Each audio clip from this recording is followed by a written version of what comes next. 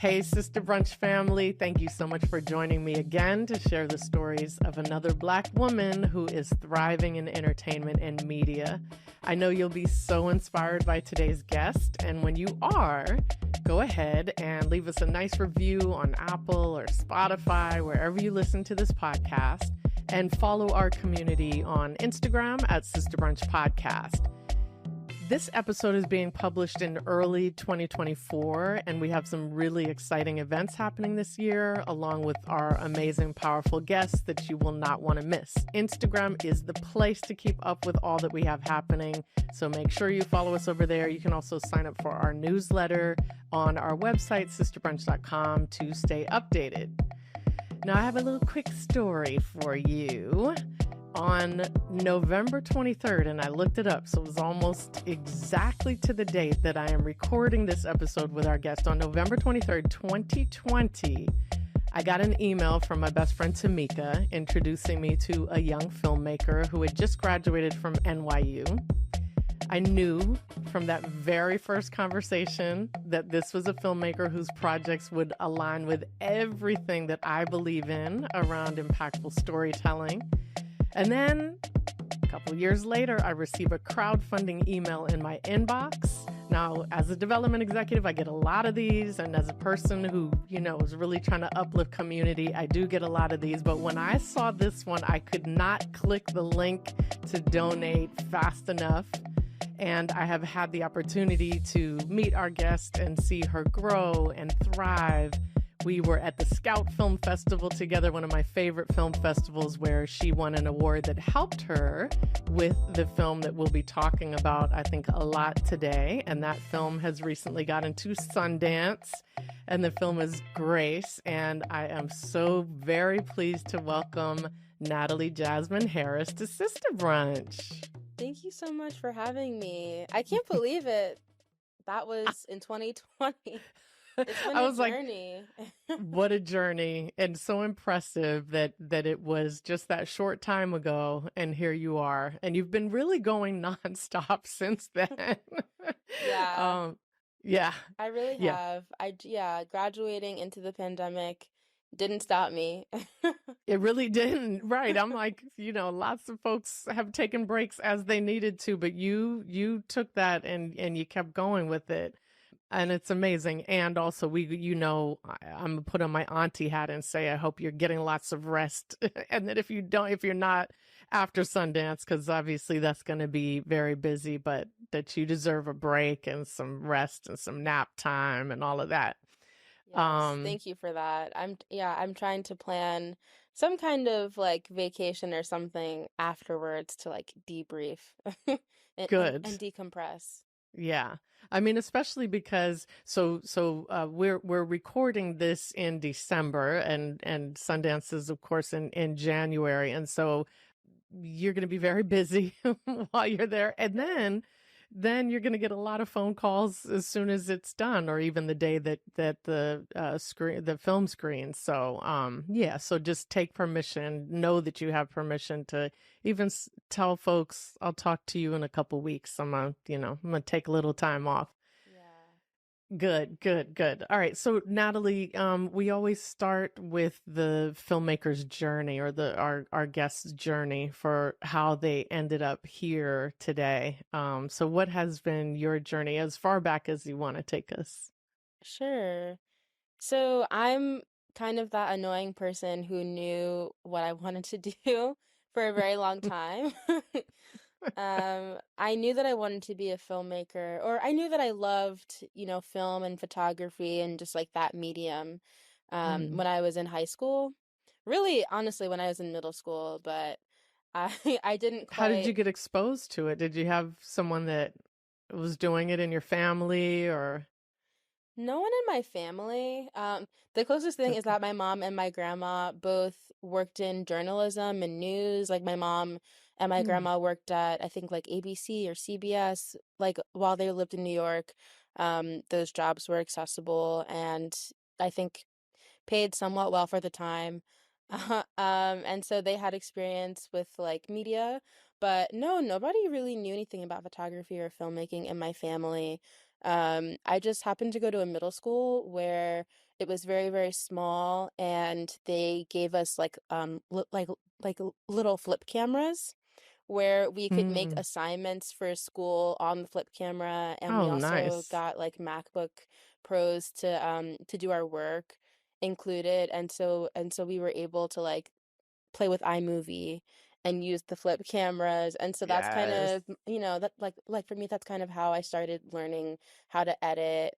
The videos I made back then were all pretty cringy and probably awful looking back on it now, but it was fun. I enjoyed like expressing myself and having my friends express themselves, and learning the technology. But when I went to high school, that's really when I knew that I wanted to do filmmaking, Mm. and I started off by doing documentaries. I went to a very small boarding school for high school, and I was there during the start of the Black Lives Matter movement. So I was one of only two Black girls in my grade. Mm. And I remember just how I felt learning about Trayvon Martin and so many other people who had lost their lives due to police brutality. And no one in my high school either knew or cared, Mm. probably Mm. both. Mm. They didn't care to know what was going on. And I just was so angry and sad, and I felt confused and like helpless, and I didn't really know what to do.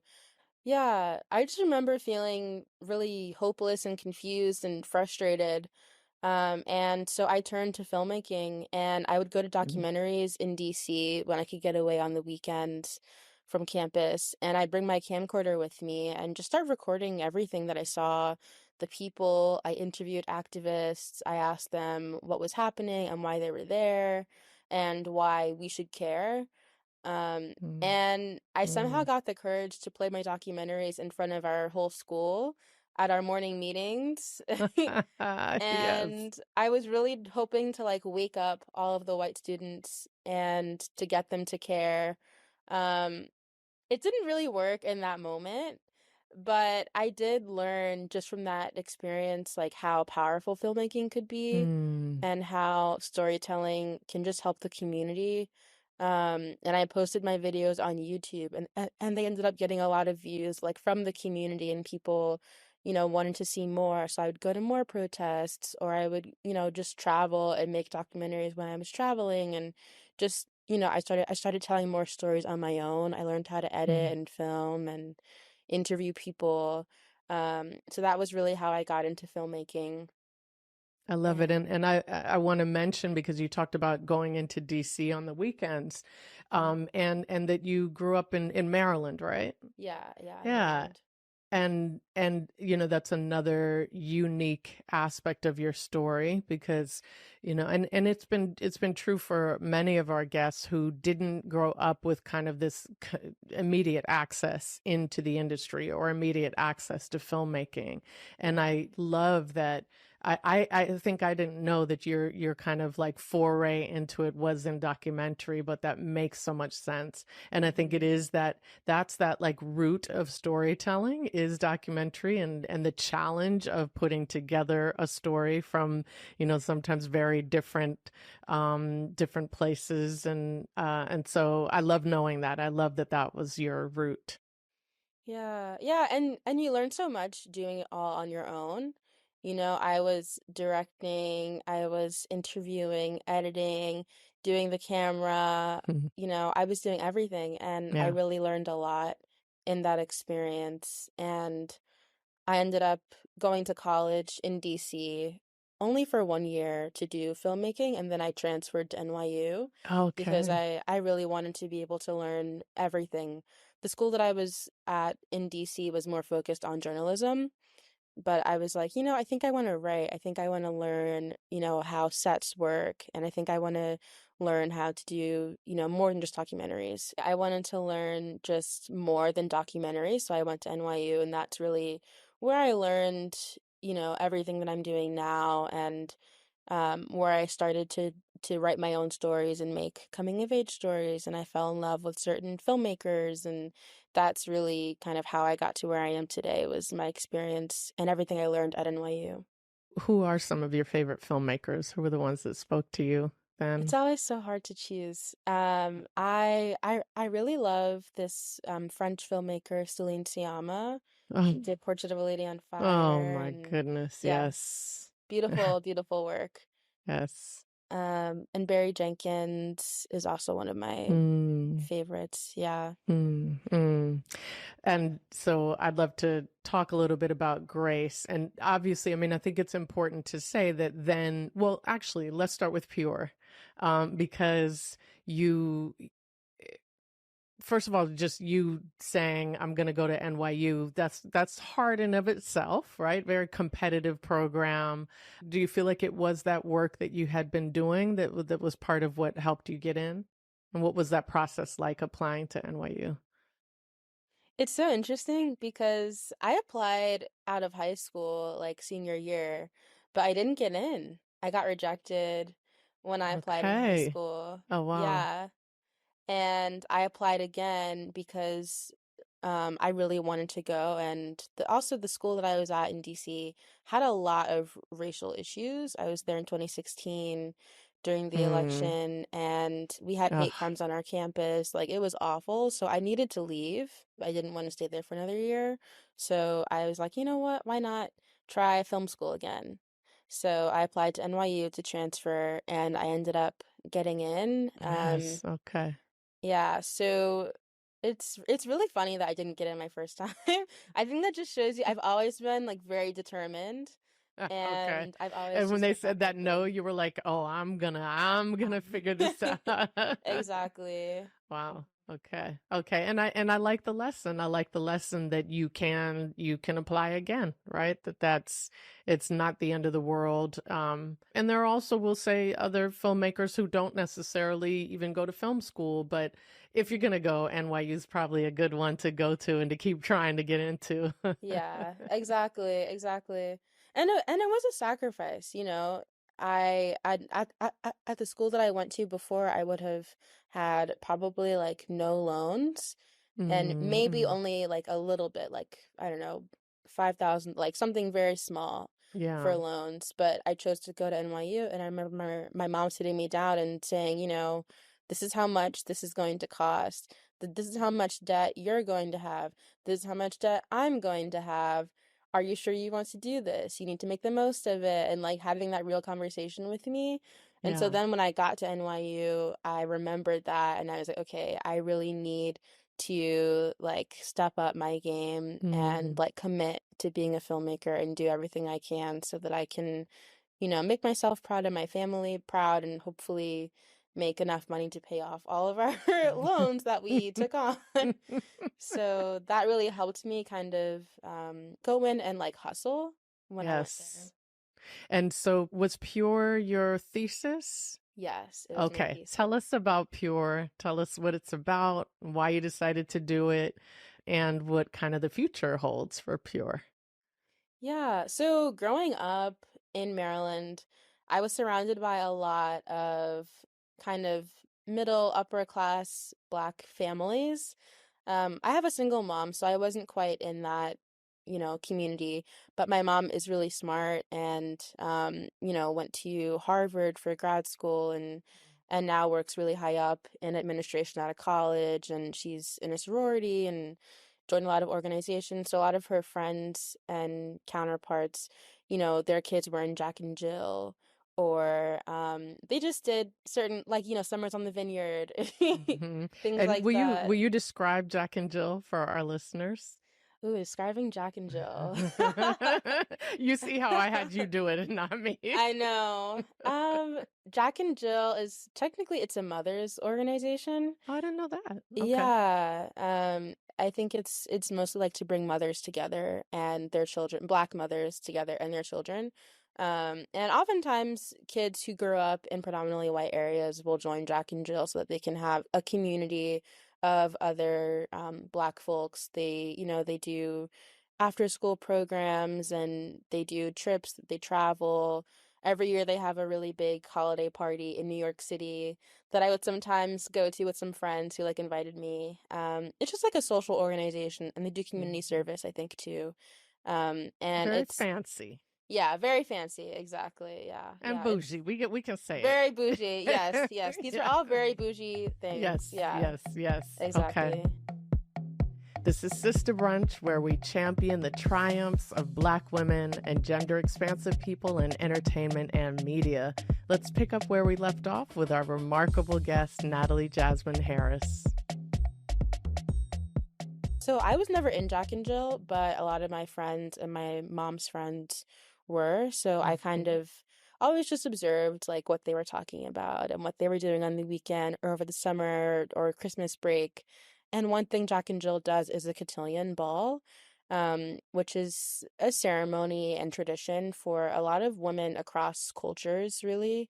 It actually started in Europe and it prepared young girls to enter into womanhood and become young ladies. They learned fine dining and etiquette and ballroom dancing. And it all culminates in this ball where you're introduced to society at a ceremony. You wear a long white ball gown, you have a male escort who wears a tuxedo, and the two of you walk hand in hand in front of your family and friends.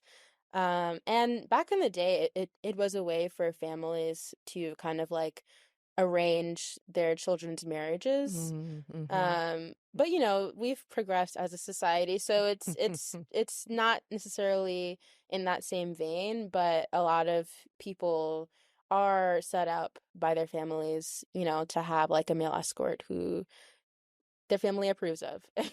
So it's, you know, it's a very bougie tradition, a very heteronormative tradition. Mm-hmm. Um, and yeah, and a lot of Black communities have kind of adopted them from this Eurocentric beginning, and it's been a big tradition in like, you know, more well-to-do Black communities, including some parts in Maryland.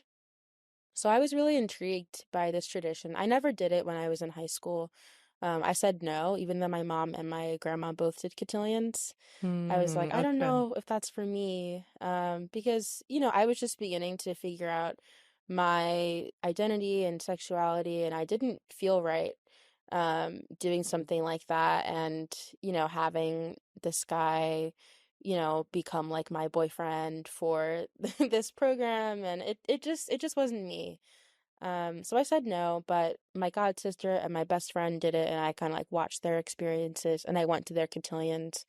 And so when it came time for me to pick a film that I wanted to write for my NYU like senior thesis class, I was just thinking about cotillion. And for me, I love coming of age stories, so I love thinking about youth and growing up and what kinds of things like we all kind of go through Mm-hmm. that are like universal feelings. And Yes.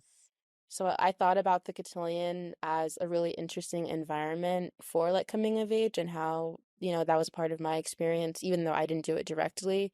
And I wrote the script about a girl who was queer and had to do cotillion. She had no choice. And her escort for the cotillion was also gay.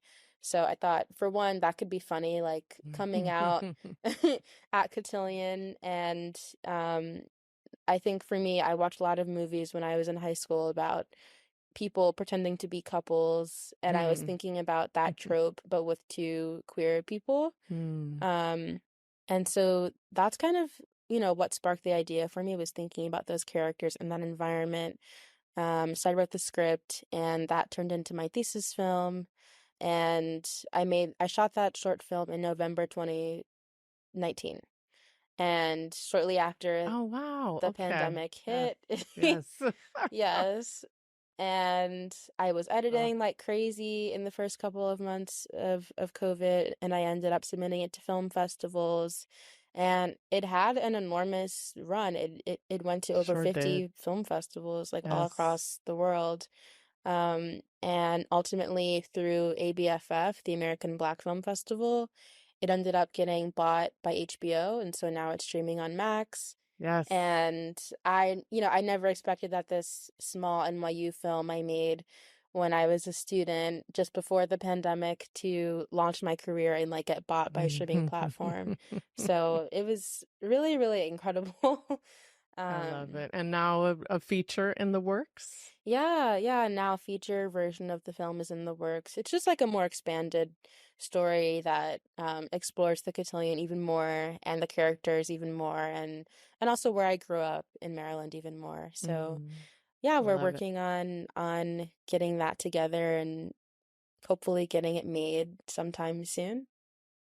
I think as something tells me after Sundance, you're gonna be okay. We'll see, you know.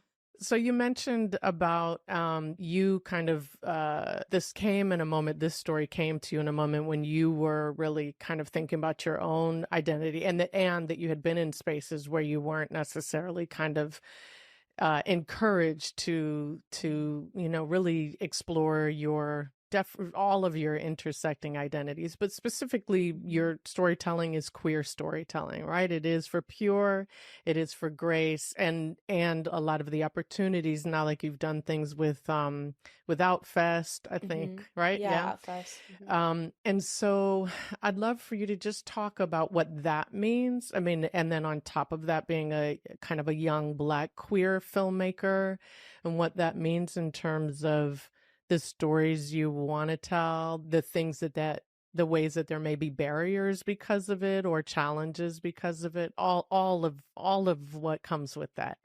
Yeah, that's a big question. Hmm. I love that though. For me, I do feel a sense of like responsibility to my storytelling and filmmaking. I think, I Hmm. always have. That's why I started making films because I felt like a sense of responsibility about, helping my white classmates know about the world. Hmm. Now it's definitely shifted. I'm not as interested about educating people, but for me, I really care about trying to help my community like see ourselves, especially like the younger version of me, because I know what it feels like to, be in a place where you feel alone, where you're unsure about who you are and you just feel confused and frustrated and have all these questions. And for me, I sit down sometimes and I'm like, if I could have watched a TV show like Love Victor when I was in high school, Yes. or a Yeah. movie like, I mean, hopefully like Pure, that really Exactly. would have changed a Absolutely. lot for Yeah. me. So that's kind of why I like to tell the stories that I do. Um, and also because I've seen, even for people who are not a part of the community, but I've seen the impact that it can have to just have exposure to like other people's stories and experiences. Yes. um, I remember being at home in 2020 with my mom, and we would watch Pose, and we would both learn a lot and talk a lot about, my mom grew up in New York during that time, Hmm. and she wasn't allowed to go into the village, and we talked about why, Mm, and mm. how all of the balls and everything were happening just, like in her backyard, but she didn't really know. So we talked a lot about identity and those experiences. So I think like storytelling can spark important conversations and Absolutely. people can learn and get empathy. Um, so yeah, that's a big part of why I do what I do. It definitely can be a challenge, especially it's funny. I think the thing that's been the hardest for me in terms of like all of my intersecting identities and being a filmmaker has been like being young. um, I Interesting. So, yeah, yes, yeah, yes. Wow. yeah, like more so than being black or queer, and arguably even a woman, although that I think that might be a close second. Hmm. Hmm. Has been being young. Hmm. I'm 25, and I started getting into like labs and getting grants and even HBO when I was still in my early 20s, like 23, 24. Yeah. And I And everybody remember, else was in their 50s and had been doing this yeah, for a long time. And we're like, what are you doing here? exactly, Yeah, exactly. absolutely. Right, right. Yeah. Yeah, and I would tell people my goals, and they would just kind of like undermine them and be like, "Oh, well, you have so much time, it doesn't matter." And it's like, Mm, "Well, no, I'm here next to you, and I want to make my feature, next year just like you do. Don't tell me I should just wait, So yeah, the ageism interesting. has been a lot. I feel like people haven't always taken me seriously, um, because of Wow. my age. Yeah. Fools. Fools. I'm I so glad to know. know I'm not one of those. Wow. Yeah. Actually, I can see, I mean, it's such a challenging industry, and it is Mhm. an industry, right? And that makes it even harder, especially when you do impact work, like, Mhm. that walking that line between trying to make money and, that accepting that this is a capital Yeah. minded, business. Mhm. And then also, therefore, you have people who have tried to do it for so long, and for all the Mhm. reasons, all the intersecting identity reasons why there have been barriers, Mhm. including barriers we put on ourselves. And so I think, yeah, what happens is that I'm sure, unfortunately, there's some jealousy, there's some crabs in a barrel mentality, and it's too Mhm. bad. Yeah.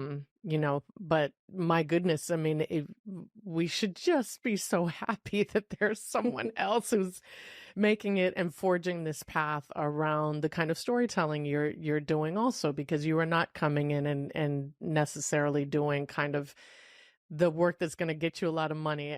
I'm gonna put it in the universe that you will be Hopefully. able to pay Yeah. off these bills. Maybe some commercial work, do some commercials, but um Yes. Or Marvel, I would do a Marvel movie. yeah, you would kill him, Marvel. Then we would again, and so that's something that I love about your work, is that I've been talking. I feel like I've had this conversation this season about like being rooted in story first.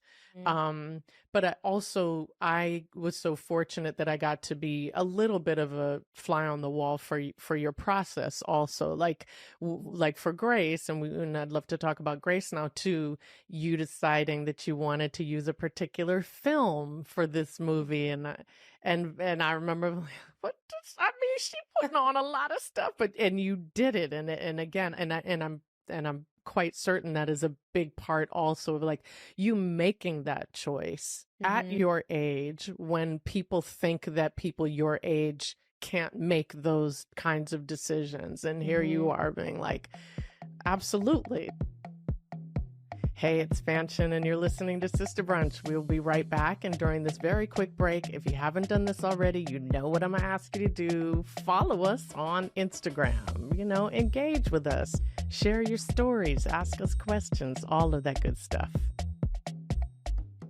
So let's talk about your process. So let's talk about Grace, and maybe just like, the log line or whatever you want to share. And then also especially for our younger listeners, but actually for everybody who wants to know, like, what is the process of making a short that's Sure. so brilliant that gets into Sundance? We were just talking about this. I don't know if I could say like how I did it or why. I'm always like, so many people are talented, like why me? Sometimes I fall into that imposter syndrome Mm. mentality. But I can get to that after.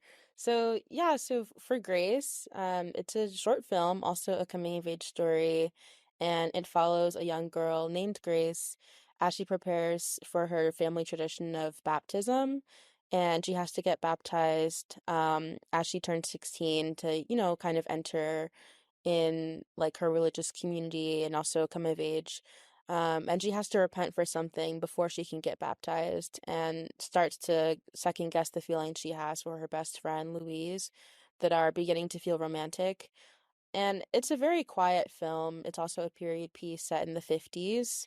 So for me, that idea came from thinking about not having too many stories about our queer elders. And I actually have a cousin who I recently found out is gay, and she's, I believe, in her 80s. She had Wow. a roommate for a long time, and like no one really knew that they Mm. weren't just roommates. And I Mm. was just thinking about her story, and thinking about stories my grandma and my great aunt would tell me about growing up and spending the summers at their grandparents' house, picking peaches and plucking chickens and running around the field and just doing all of these fun things. And I was thinking about, what that could look like if you were also trying to figure out like your place in the world, and your sexuality and falling in love. So the story kind of came from those places. And with it being a period piece, I wanted to shoot on film, on 16 millimeter film. That was the vision that I had. Yes. And, you know, it's expensive to shoot on film. Yes. Very expensive. So that was a big risk that I had to take to one, make the decision and stick by the decision to shoot on film. Mm. But I did, and we found people who were generous enough to help us make that happen. Like one of our EPs, like got the film for us, the film stock, the physical rolls for us, Nice. and our cinematographer, who's incredible, Tahila De Castro, she's amazing at shooting on film. Like that's really one of her specialties as a DP. Nice. So she was able to pull favors for us, to be able to get the film like processed and get How a did film you get camera. her on board? How did I get her on board? Um, so I am a bit of a stalker, not stalker, but I like Yes. to watch other short films and other films, period, that I think are great. And I always watch the credits and I'm like, oh, who's this person? Who's that person who shot this? I love the way they did this. And so I have a little folder on my computer where I keep like names or IMDb's and just like profiles of people who I think I'd love to collaborate with one day. And I was looking through all the DPs who I had on there, and I remember Tahila, and so we scheduled a bunch of different interviews with DPs, and me and Tahila just like really hit it off. And she also kind of pitched to me, like she made a deck, pitching Wow. herself for the project, an idea she had, and that really showed me like initiative and passion and just like caring for the story. Mm. And so we ended up picking her, and it was like the best decision ever. I love it. It's Yeah, beautiful. You have some Daughters of the Dust moments in there too. I I was when do. when Yeah. I was asking about the your muses or your favorite films, hmm I it's love Julie beautiful. Dash. Yes. Yes, yes, yeah. For sure. And I'm sorry, I interrupted you. So, okay, so you find your DP, you're going to shoot on 16 millimeter. You find this DP who shoots on Mhm. film. And how are you putting your team together? Like who did you have? So was the producer on board prior to having your DP on, or the Yeah, we producers, I had. should say? hmm Yeah. Yeah, we had producers on board before, attaching the crew. Not gonna lie, we had a bit of a struggle figuring out the best team. Mm, And after my last film with Pure, I realized sometimes people who want to work with you may not always have the best intentions. Some people might be mm, in it, just for the and it really isn't even fame at this level. Like these are short films, but yeah, but for the clout or whatever you want to call it, and so they right. may not be putting in the work necessarily. So it took a lot of like trial and error. How did you handle that when they weren't doing it? It was hard. Yeah. Sometimes having conversations, sometimes honestly not having conversations, and it made me just do more work myself, which is not fair. And like, if I could do it all over again, I would definitely rethink like how I handled um certain situations where I wasn't really like getting what I needed as a filmmaker. Yeah. But it's all a learning experience. Like now I know Mhm. what to do for the next one and how to Yeah. handle situations for the next one. So I'm grateful like for the lessons, and at the end of the day, like the film was made and I'm really proud of it. And it really took a village. So Yeah, it's an incredible village. I love it's so exciting to me that you are building teams, right? And I think that's something that's really nice about um coming out of school and maintaining the relationships that are helpful and not holding mhm. on to the one, as you said, and learning how to have those hard conversations, or and not taking on all the work for yourself, and Mhm. knowing what you deserve, knowing the kind Yeah. of support that you deserve. Yeah. So all right, so you film it, it's ready, you're going into post, Mm-hmm. then at that point you have to re-up your fundraising efforts, right? Mm-hmm. And Yeah. was that because you had switched to 16 millimeter, and so then all that you had went into that, or was it what kinds of things became expensive or more expensive at that point? There were a couple different reasons. One, definitely, yeah, shooting on film increased our cost. And then we also ended up needing, gosh, I'm like, do you even remember all the things that it was so It's long ago? that's what I love too, though, is like once you get over that hump and you're like, you know what, we don't even need to think about those I know. I was challenges like, that we went what through. even happened? Yeah, yeah, Um, which is fine too. I mean, Yeah, I mean, honestly, I think like the bulk of the funds that we had for our first crowdfunding campaign were just to get through production and like get everything okay, in the okay, can. And yeah, then we were like, okay, we have X amount of money left. We need to finish the film. So we had to hmm, launch one for post-production. yeah, Um, and there also like were some challenges the film faced like legally. I had to hire a lawyer. We had a collaborator who, again, didn't have the best intentions, and we had to um, terminate some oh, things, and so that was an expense. I'm so sorry. Um, Oof. yeah, and it also involved like some funding that they were giving us earlier in the film like got taken away, and so we were like, okay, well now we have to raise this again. So Yeah. there were just a couple of different things that happened in addition to like just needing post-production funds, but also we Mm, had like other fees. mm, So yeah, it was a bit complicated. That's why it took us almost a year to finish the film because we shot in October and ended up beginning to edit in the spring, so like April or May. mm, So it took a long time just to like resolve things and um get my energy back from shooting, all of those things. yeah, So yeah. yeah, this film has been a a journey. I learned a lot, a lot, a lot, a lot. But now I have a really amazing lawyer. She's the best. Like literally, she's Nice. been in magazines. Like she's incredible. Yeah, Yes. shout out to Okay. Marcy. Okay, Marcy. Thank you for the support. Because if you tell Auntie, she's just gonna go beat somebody up. So it's probably better that you I ended up with an know. attorney. I think I may have told you a little bit in Boston. I was like, yeah, there was this person who's not the best. Oh, Yeah. But anyway, it's all good now. okay. Yeah. Okay. Okay. What are your what's next for you? And then I'll get to our signature sister brunch question. But what Mhm. is next for you? We know Pure, you're working on the feature for that. Anything else? Yeah, I also just finished a short documentary called Ben and Yes. Bloom. So that will be going to festivals soon. That was made through a fellowship program with Outfest and Traverse 32. So that should be hitting the festival circuit next year as well, or technically this year, 2024. Yeah, yeah, that's right. Yes, Yeah. yes. um, Um, Great. and Yeah. What else? yeah, and one of my goals for next year is to really get as close as I can to making my first feature. So I have a lot of different features in various stages. We have Pure that's already written, trying to get financing. I'm writing a feature version of Grace.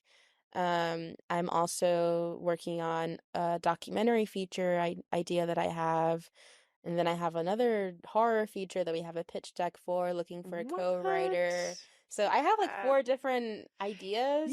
I'm kind So of surprised because none of these have come through my email. So I'm having a little bit of a lack of understanding here. Okay, So I'll I be, need to send you some more emails then yes, you because I do. have a couple different ideas I am here to floating. support. I hope that's clear. So yes, please send them. Okay, Absolutely definitely. yes. Absolutely yes. Okay, our signature sister brunch question. So you, Natalie, are sitting down to a sister brunch with young Natalie. What are you both eating? What are you both drinking? And what do you tell her? I love this question so much. because I'm all about the younger version of myself, the inner child, all of it. Yes, Yeah. yes. You make your films for her. Mm-hmm. Yeah. Yeah. So me now, I'm probably having some chicken and waffles and a Mm. mimosa. Yes. Um, the younger Natalie's probably having some pancakes with chocolate chips. But I mean, what else is there? How can Yeah, I anybody have know. anything else in pancakes? It's chocolate chips. Yes. It's the best. And I would tell her to keep going. Um, I would tell her she's loved and she has really important work to do and has to love herself. And I would remind her of how amazing and supportive her friends and family are. And many of them are still in my life now, which is really beautiful to be able to have relationships that have seen me like, you know, at such different points in my life, Hmm. and to lean on community, um, and to just, be confident about who you are and that one day, like everything you went through and like your vulnerability will really pay off and help other people. Um, and just how beautiful that is. And I would give her a hug. And yeah, I'd just be really proud. I love it. Thank you so much, Natalie Jasmine Harris. We're going to be following you. We're going to be supporting your career. I'm so glad to have you on Sister Brunch.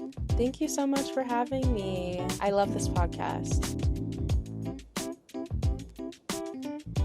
Thank you, Sister Brunch community, for sharing your reviews, sending us questions, and engaging with us all over the internet. You can read the transcript of every episode and find show notes on our website at sisterbrunch.com. If you love video, you can watch the full video interviews on the Trujulo YouTube channel, youtube.com/Trujulo Media, Trujulo Media. Trujulo stands for Truth, Justice, and Love. Did you know that? It's true. We deeply appreciate your support by subscribing to our podcast, leaving us a great review, and sharing it with your friends, family, colleagues, community, everybody who you think would be interested and wants to hear the stories of these incredible guests we have. Season 5 of Sister Brunch is brought to you by Trujulo Productions. Our show creators are Anya Adams, Christabel and Cia Boadi, Brittany Turner, and me, Fanton Cox. Sister Brunch is a Women Make Movies production assistance program project. The land we record our podcast on is the original land of the Tongva and the Chumash people here in Los Angeles.